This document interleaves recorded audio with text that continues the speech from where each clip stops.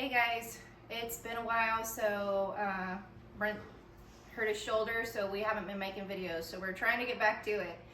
Today we're just going to, it's Christmas Eve, so we're doing breakfast. So we're going to do bacon, home fries, and eggs for breakfast, because that's what we like. And then later today we're going to make some cookies, so we'll see you then. The farmer in. Liddell. The farmer in. Liddell. Hi-ho, da dirty do, the farmer in. Liddell. So earlier you said that later we were going to be making cookies. Yep. And we'll see you in a bit. Uh-huh. And then you went into full tilt grandma, and what happened? Got my apron on. I just start making cookies. I don't wait for a camera. All right, so give us an idea of what that is. Oh, so we're going to make espresso cookies, which is basically chocolate and espresso. Yummy yum. So yeah, so I've got my espresso shot right here. Well, okay, so it's a double shot. Yum. So espresso, we got chocolate, flour, baking soda, salt. Yeah, that's what's in there. And then in here we're gonna mix the brown sugar and the butter. And then after that's mixed, then we're gonna add the eggs. And then after that, we'll mix in the dry ingredients, and then we'll just fold in the chocolate chips at the end, and we'll make some cookies. All right, you gonna take us along for the whole ride, or we're just gonna come back for the highlights? We'll come back for the highlights. Since you jump ahead and don't let me know what you're doing anyway. Exactly. All right, see you in a bit. Okay guys, it's Christmas Eve. We had everybody over to the house. Power went out. We got oil lamps, so we got everything set up. We all opened up our gifts and everything. And I thought, no big deal. Fridge has been out of power for a couple hours now. I'll just fire up the old generator. It doesn't power a whole lot, but as you can see right there, it's missing a key component. I yanked on that thing twice, and the handle came off of my hand. So I found some more rope. We're gonna see what we can do. I don't know how easy.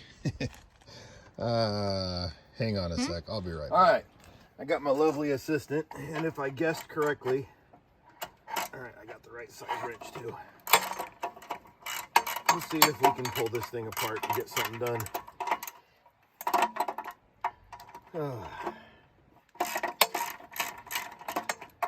The less than happy part is we are actually 1 meter away from being the absolute last one on the line for our power. And we called our neighbors. They're not home. So nobody else is turning it in, which means the power company on Christmas Eve is not likely to go send in a bunch of linemen out to collect holiday pay, which I believe is double time and a half, so that they can get, to their knowledge, 1 meter to spin, because we're just not going to use that much power to pay for all of those guys. I believe they have to have like a certain number of people on the crew, and one of those guys, probably his wages would outweigh whatever we're going to use up in the next 24 hours. So if I can use my homesteading skill set to get this going again, we'll have power until that's empty, which should last us until tomorrow. So realistically, if we can get this thing running for probably 3 hours, which I think is about how long that tank will last, that'll get the fridge back down to temp, and then it can be off for, what do you think, hon? Probably 3 or 4 hours before we really need to start worrying about it again? 4 to 6. 4 to 6 hours. Come on. I can't see what I'm doing down there. We'll go to this side and see if my luck's any better.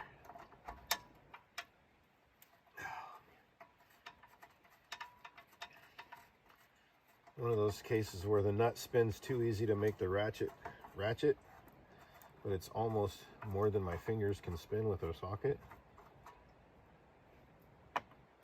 You know why I couldn't get this one?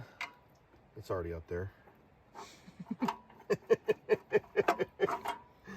Oh my gosh. All right, so. Man, it's been like middle school since I had to do one of these things. I know I want this to be way longer than that because it's broke before. I had to fix it and I left the handle sitting in on my toolbox, but I want to say this just spins out, but maybe I can get that, maybe I can get it fished through there enough with, and I'll just, what do you call that, preload it. Sorry, blinding the camera again. All right, honey, follow me to the garage. We gotta go get the handle because I got sidetracked. All right, now that I have what I think is all the tools I need, we're gonna melt this thing down a little bit, create a point out of it. Liddell's not gonna like the way I do it.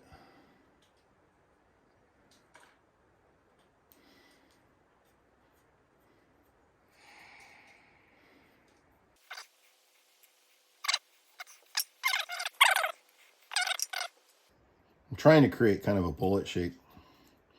And this is melting on the outside, but not on the inside, so it's a different, it's probably a higher quality rope. I don't know. Now that I said that, maybe it's not. I don't know. I got it.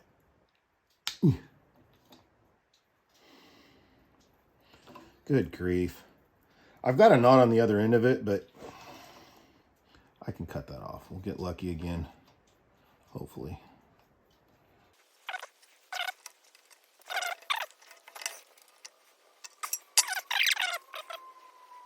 In case you're wondering, that stinks.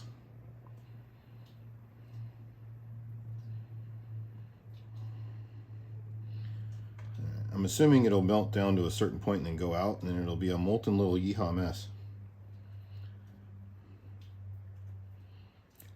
Or I'll blow it out. You got to preload this thing so that it wants to suck it back in. There's a spring in there.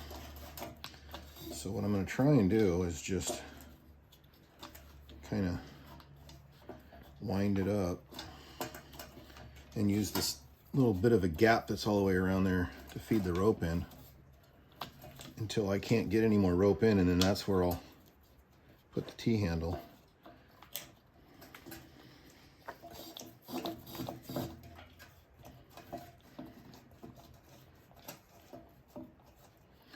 I guess I could kind of do it, like pull it around and then, hey, look at me, I'm learning.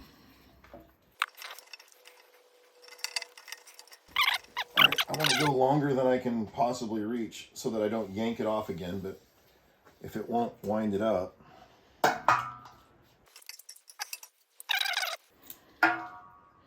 Okay, through the handle first. Oh, we got to get rid of my handiwork first. I already tied knots on the other end of it. Apparently you can't overgauge your rope even by the slightest amount. We're learning things tonight, folks.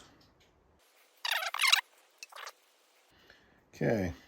Disclaimer, please don't touch the end of a hot rope with your bare fingers. Yeah, don't try this at home, people. I'm a trained professional impersonator.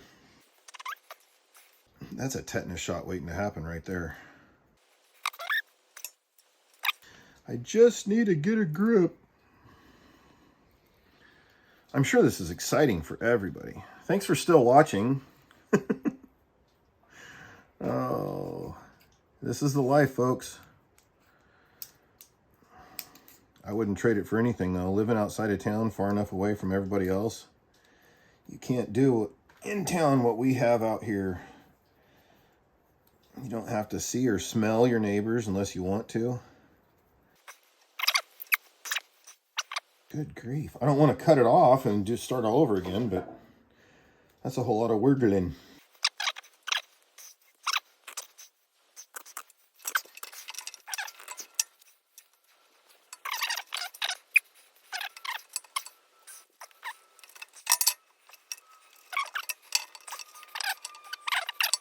Be happy.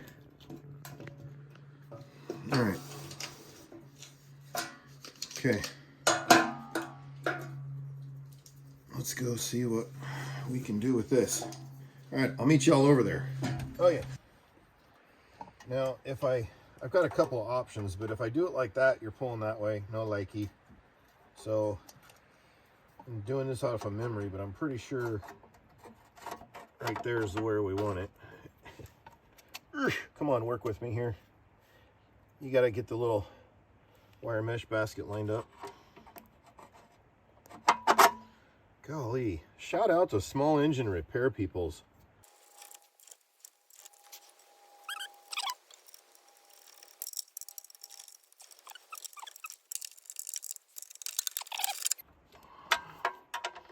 Little tiny studs, you don't want to over tighten them, but you don't want it rattling loose. It's kind of like spark plug snug. So I highly recommend it. Everybody tries this in the middle of the night. It'll make you quit complaining about your power bill that much right there.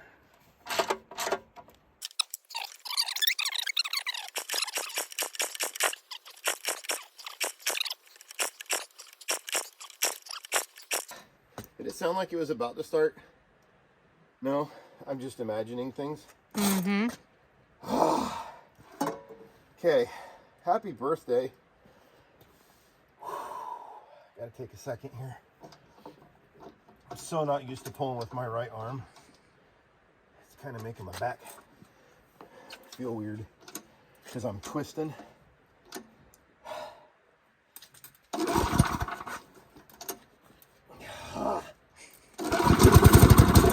Thank you.